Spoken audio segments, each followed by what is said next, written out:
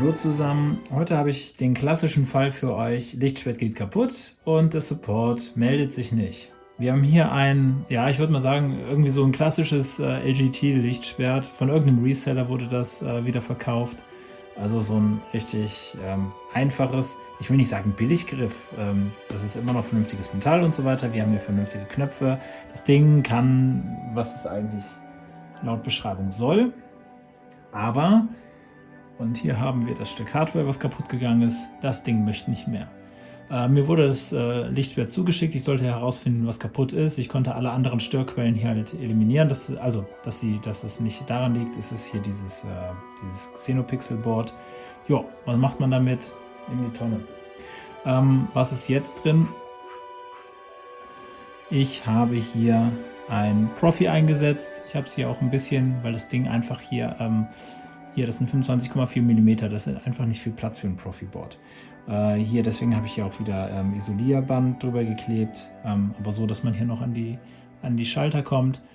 Und jetzt hat das Ding auf einmal viel mehr Funktionen, ist viel empfindlicher, kann mehr, ja, ist besser einstellbar, individualisierbar und so weiter und so fort. Es ist halt das Profi und kein Xeno-Board. Und hauen wir direkt mal den Akku rein.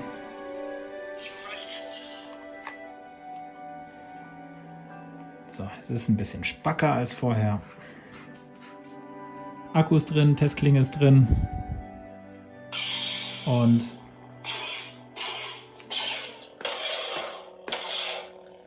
das funktioniert. Twist off. Ich habe es jetzt auch nicht ganz laut gemacht. Dazu muss man, da gibt es auch ein Anleitungsvideo für One-Button mit einem Profi. Scrollt mal runter unter Videos. Wenn ich jetzt den Button festhalte und dagegen haue, dann bin ich im Volume-Menü und kann das Ding lauter schalten. Und das Ding kann schon sehr laut werden. So, ich muss mal leise. Und ihr habt gesehen, wird auch hier im Style angezeigt, wie hoch die Lautstärke eingestellt ist. Warum ich jetzt diesen Griff zeigen will, ist es einfach ein Paradebeispiel dafür, was in dieser Lichtschwertlandschaft da so oft schief geht. Ihr kauft euch von irgendeinem Reseller einen Griff für teuer Geld oder für weniger teuer Geld, ist es egal. Die Technik geht irgendwann kaputt. Das ist einfach, bei vielen hält sie, bei vielen geht sie auch leider kaputt. Und dann ist der Schaden halt da und man weiß nicht, was man tun soll. Man wendet sich natürlich erstmal an den Support, der in den seltensten Fällen da ist und in den noch selteneren Fällen auch gut ist, dass ihr Ersatz kriegt. Und genau da springe ich dann halt ein und versuche zu helfen, das Ding zu reparieren. Es muss auch theoretisch gar nicht kaputt sein, wenn ihr einfach unzufrieden seid mit dem Board selber und denkt, hey, ich habe neulich ein Profi-Board gesehen oder beziehungsweise einen Griff mit einem Profi-Board und habe gesehen, was das alles kann. Das möchte ich auch haben. Also, die kann man upgraden, die Dinger.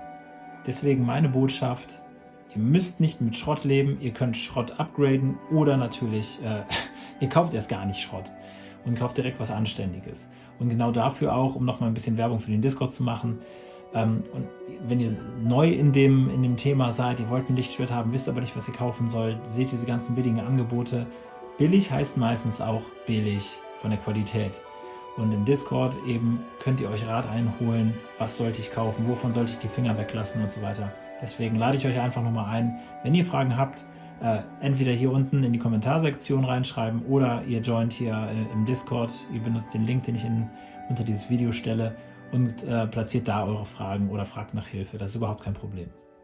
Falls ihr also irgendeine verwundete arme Seele eines Lichtschwerts in einer Ecke eures Zimmers habt, das muss nicht so bleiben, dagegen kann man was tun, mit oder ohne Support. Ich bedanke mich fürs Zusehen, bleibt gesund und wir sehen uns beim nächsten Video. Bis dahin.